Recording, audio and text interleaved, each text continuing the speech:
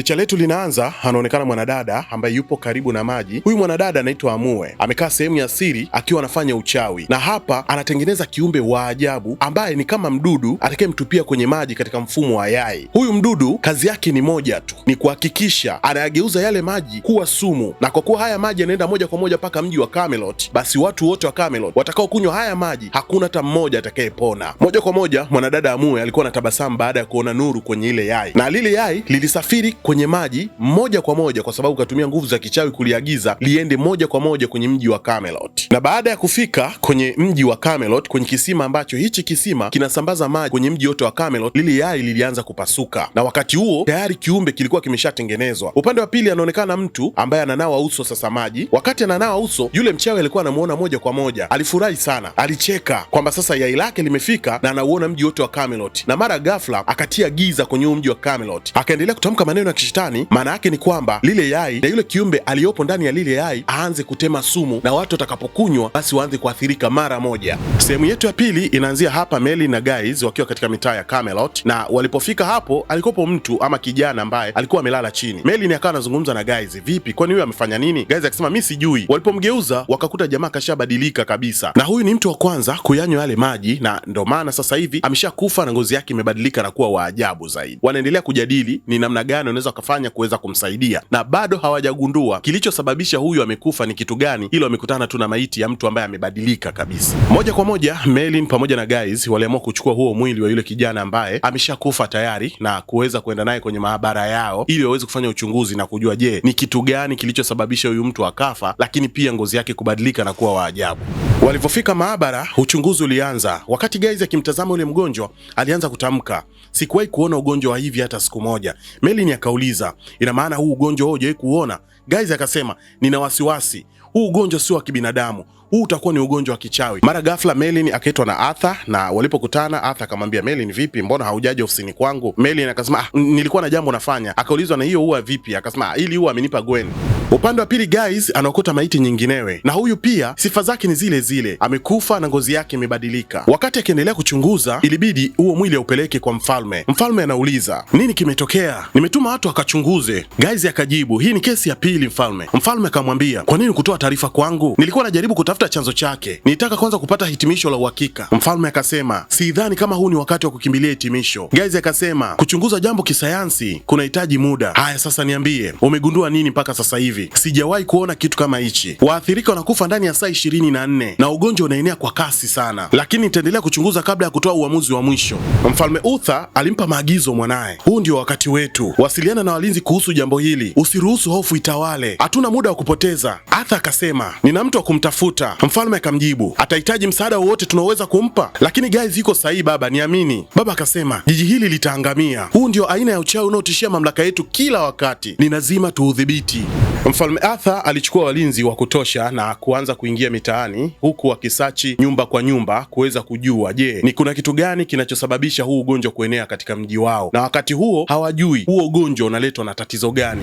Guys na Merlin walionekana wakiwa wanatembea katika mitaa ya Camelot. Mara ghafla wakamwona mgonjwa ambaye bado yupo hai. Merlin akamwambia, huyu hapa iko hai, njoo tumsaidie, ninaogopa hakuna kitu tunaweza tukafanya kwa ajili yake. Merlin akasema, lakini bado tujajaribu njia zote. Guys akamwambia Merlin, kama hata hatujui ugonjwa wenyewe ni nini, tutamponyaje? Guys akamwambia, angalia hali yake, kila mtu tayari ana mashaka, huu si wakati wa kutumia uchawi Merlin, tutafikia chanzo cha ugonjwa huu kupitia uchunguzi wa tiba na maarifa Merlin. Msako uliendelea, na leo hii Arthur aliingia kwenye nyumba ya Guys. Samahani Guys, tumeagizwa kukagua kila nyumba ya mjini. Guys akasema, kwa ajili ya nini? Arthur akajibu, tunamtafuta mchawi. Kwa nini awe hapa? Arthur akajibu, mimi nafanya kazi yangu tu. Guys akasema, hatuna kitu cha kuficha, lakini basi endelea kukagua. Arthur alipotazama mbele aliona vitabu. Vitabu hivyo vya nini? Vitabu hivi vyote na makaratasi haya ni kazi ya maisha yangu yote niliyotumia kujifunza na kuelewa sayansi. Karibu sana kuvisoma kama unataka. Arthur akauliza, hicho chumba cha juu ni cha nani? Merlin akatokeza akasema, ni cha kwangu. Arthur akajaribu kumuuliza, unadhani tukichunguza tutapata nini humo? Maana anatafuta kitu chochote kinachoonyesha matumizi ya uchawi, kama vile vitabu vya uchawi na vifaa vya uchawi.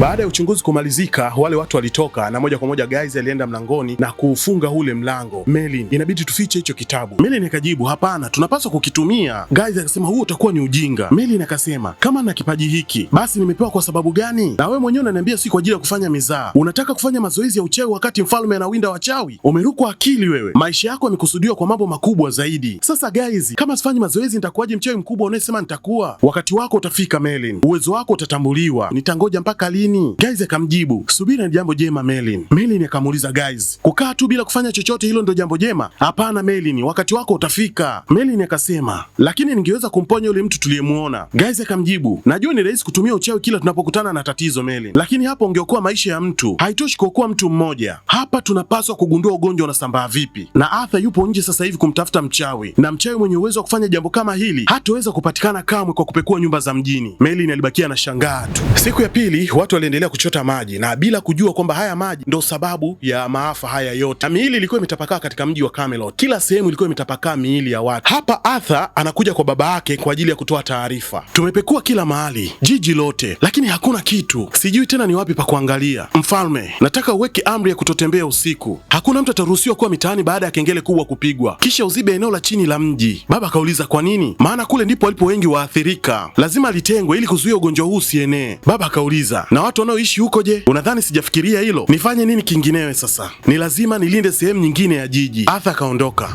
Upande wa pili alionekana mrembo Gwen akiwa anaelekea chumbani alipo babake. Baba, amka, ni muda umefika tutoke. Baba amka. Gwen kumshika babake na kumgeuza. Baba akashabadilika. Gwen alishangaa sana. Baba, mbona umekuwa hivyo? Baada ya Gwen kumuona baba yake akiwa amebadilika sura yake, alianza kurudi nyuma taratibu. Na mwisho wa siku akaamua kukimbia mbio kabisa. Wakati akikimbia huku na kule huku akiwa analia, alimuona Merlin akiwa anachota maji. Akampita haraka. Merlin akawa anaita, Gwen, moja kwa moja. Gwen alikimbilia kule alipo guys, naomba unisaidie. Kwani kuna nini? Naomba unisaidie, babangu anaumwa, sio mimi. Babako anaumwa lakini bahati mbaya sina cha kumsaidia. Jamani, naomba unisaidie tafadhali. Pana, sina msaada wowote kwa sababu mpaka sasa bado sijapata tiba ya huo ugonjwa. Merlin wakati huo akiwa anasikia wakati Gwen anaelekezwa akaambia vumilia, tayari imeshatokea, hakuna namna. Gwen alichukia, akaamua kuondoka mbio kuelekea kule alipo baba yake na Merlin akamfuata.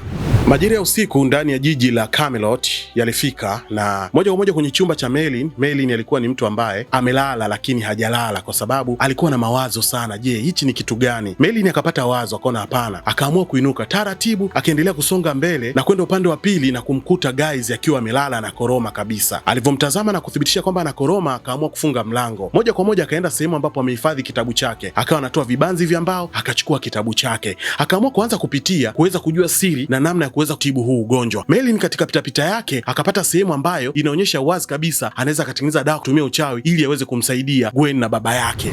Upande wa pili alionekana Merlin akifika kwa kina Gwen. Alipochungulia dirishani alikuta Gwen akiwa amelala chini karibu na baba yake. Alitumia nguvu zake za miujiza akaingia ndani bila wao kugundua kwamba tayari kuna mtu kaingia ndani. Taratibu aliendelea kusogea, Gwen akaanza kutikisika kama anageuka. Merlin akiwa katika hali ya uangalizi kwa sababu hakutaka Gwen ajue kinachoendelea, alinyata mpaka kufika kichwani kwenye mto ambapo amelala baba yake. Akiwa na kifurushi akakiweka chini ya mto. Alivyokiweka chini ya mto alirudi nyuma taratibu, akawa anaanza kuongea maneno yake ya kichawi kama ukikiamrisha kile kifurushi kifanye vitu. Miujiza ilitokea pale na yule baba ghafla alipona ule ugonjwa wa ajabu. Alivyopona ugonjwa wa ajabu, Merlin alirudi nyuma taratibu, akatoka mpaka nje kabisa ya nyumba. Alivyotoka akiwa na furaha anatazama kwa mbali, akaona baba anaamka. Gwen alivyoamka akamwona baba yake amepona. Jamani, siamini, baba umepona. Wakati huo Merlin akiwa na tabasamu sana. Cheki, wakakumbatiana. Merlin akiwa na furaha kupita kiasi kwa sababu kamtibu baba wa Gwen. Upande wa pili wa mji wa Camelot zilionekana maiti nyingi sana zikiwa zimetapakaa chini, na mchawi aliendelea kuchanganya dawa ili watu waendelee kufa zaidi kupitia maji, na jinsi anavyochanganya dawa zake ndivyo ambavyo watu wanazidi kufa zaidi na maji. Upande wa pili alionekana Merlin akiwa anaenda kule ambapo yuko Gwen, na alipofika akamuuliza, baba yako anaendeleaje? Je, ameimarika? Gwen akajibu, ndiyo, ni ajabu sana, ni kama muujiza, ngozi yake imekuwa safi na amerudi kuwa kawaida kabisa. Ndiyo, ni nzuri, Merlin akasema. Gwen akamuuliza Merlin, unaonekana hauna mshangao kabisa. Merlin akajibu, hapana, nimeshangaa, ni muujiza kweli. Gwen akatafakari kidogo, lakini ulijuaje kwamba amepona? Merlin akamwambia, kwa sababu unacheka. Gwen akasema, hiyo ni ajabu sana, kwa sababu sijamwambia mtu yeyote, lakini wewe unaonekana kujua. Je, unawezaje kujua? Merlin akasema, sawa, nimegundua, nitakwambia, mimi ni mtabiri. Gwen akasema, hapana, sio kweli. Merlin akasema, ni kweli. Gwen akampa swali, sawa, niambie basi ninachofikiria. Merlin akasema, sijui kusoma mawazo. Gwen akamwambia, wewe ni wa ajabu, ila sisemi kwa ubaya, ni kwamba wewe ni wa kuchekesha sana. Nakupendea hilo Merlin, na nafuraha kwa ajili yako. Merlin akasema, asante asante, lakini kwa nini? Sijui, kwa kuniuliza tu, lakini mimi sitaki kukuona ukiwa na huzuni. Kwa heri, naondoka. Merlin akaondoka, lakini wakati huo Gwen alikuwa tayari ameshagundua kwamba mchezo wote kaufanya Merlin. Msako uliendelea na leo ilikuwa ni uchunguzi nyumbani kwa Gwen pamoja na baba yake. Walipocheki kwenye mto wakakutana na kitu cha ajabu ambacho kinang'aa, kinawaka kama mwanga. Wakawa nakitazama kwa umakini sana, na Arthur alikuwa amekiona moja kwa moja. Wakaja huku Gwen alipo. Gwen akiwa hana hili wala lile, mara ghafla alisikia milango imefunguliwa na Arthur akafika. Arthur akatamka, mkamateni huyo. Gwen akabakia na shangaa, kwani kuna nini? Nimesema mkamateni. Gwen akawa anajitetea, jamani, mimi sijafanya kitu, kwani mimi nimefanya nini? Gwen akaambiwa na kukamata kwa makosa ya kuvunja sheria za Camelot. Ulifanya uchawi. Jamani, mimi sijafanya uchawi, naombeni nisaidieni, tumeipata dawa ya kichawi nyumbani kwako. Morgana alisikia zile kelele akafika haraka sana. Nini kweni? Amefanya nini? Tumeipata dawa ya kichawi nyumbani kwake. Morgana akasema huo ni upuuzi. Basi unaelezaje baba yake kupona haraka? Morgana akasema yeye hana hatia, najua hana hatia. Merlin akasema nifanye nini sasa? Siwezi kupuuza jambo hili. Gwen akawa amechukuliwa akapelekwa lock up. Guys akiwa na hasira aliingia. Umefanya nini? Nilikukataza lakini. Ila naelewa. Ulifikiria unafanya jambo jema. Merlin akajibu, nisingeweza kumwacha baba yake afe wakati nina uwezo wa kumponya. Unafikiri haitoleta mashaka kumponya mtu mmoja tu? Sawa guys, nimekuelewa. Nitawaponya watu wote na hakuna mtu atakayejua kwamba ilikuwa ni uchawi. Umeshachelewa Merlin. Ufalme unaamini sisi ndo wachawi tuliosababisha tatizo hilo. Lakini Gwen hakufanya hivyo. Guys akamwambia, sasa utathibitishaje hilo? Merlin akaondoka haraka. Moja kwa moja Gwen alipelekwa paka alipo mfalme wa Camelot. Mfalme akasema, hongera. Kwa nini hakuna anayeniamini? Baba yangu amepona tu. Amepona mwenyewe. Mimi sijafanya chochote. Mara ghafla akaingia Morgana na kuamini Gwen, labda huu ni ugonjwa ambao sio lazima uwe wa kuua kila mara. Je, umewahi kufikiria hilo? Labda alipona kwa kawaida tu. Na hii dawa ya kupaka iliyopatikana je? Mfalme akasema, dawa gani ya kupaka? Sijui chochote kuhusu hiyo dawa. Akamwambia Gwen, ilipatikana nyumbani kwako. Futa uchawi huu. Simamisha huu ugonjwa unaoenea. Gwen akasema, jamani siwezi. Nakwambia Gwen, sitaonyesha huruma. Gwen akasema, mimi sio mchawi mfalme. Sijui jinsi ya kusimamisha huu ugonjwa. Mfalme akamwambia, kama hautafuta au kuondoa huu ugonjwa katika falme za Camelot, unanilazimisha ni kuhukumu. Gwen akaendelea kujitetea, lakini nimekwambia ukweli mfalme, mimi sijui. Mfalme akasema, kwa hiyo ni wajibu wangu kutoa hukumu, na kwa hali hii sina budi kukuhukumu kifo. Gwen akalia sana pale chini, hapana, hapana mfalme wangu. Mfalme akasema, ninaweza kuamini kwamba utakapokufa huu ugonjwa pia utakufa na wewe. Hapana, hapana mfalme, sijafanya kosa. Mfalme akasema, mchukueni, pelekeni ndani. Basi wakamchukua mbio mbio, wakaondoka naye mpaka loka.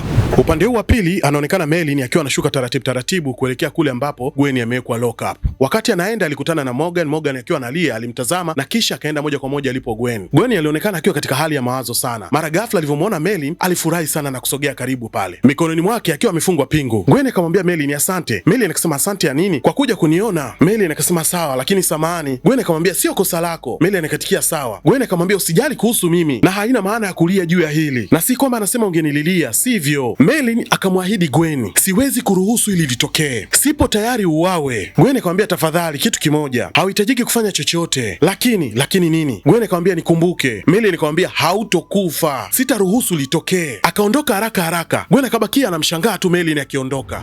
Upande wa pili Merlin na guys walikuwa wanazungumza wakati wakiingia ndani. Arthur amekupa haki kwa kile ulichokifanya, na bahati nzuri amekuokoa kutokana na upumbavu wako mwenyewe. Merlin akasema, ningeweza kufanya nini kingine? Ninajua ni kosa langu na Gwen atakufa. Guys alimwambia ndiyo, lakini hauwezi kuthibitisha uaminifu wake kwa kujitupa motoni. Unathibitisha kwa kugundua chanzo cha ugonjwa. Vyovyote vile, jambo moja ni uhakika, Arthur hatogundua hilo. Anadhani yeye ni mwerevu sana. Hata alipomwambia kuwa mimi ni mchawi bado hakuona. Hilo ni gumu kugundua kweli. Labda nianze kuvaa kofia yenye ncha. Merlin, sidhani kama utapata kubwa ya kutosha. Vyovyote vile, acha hilo. Kimoja tu, kama tunataka kumwokoa Gwen, lazima tujue kinachochafua maji.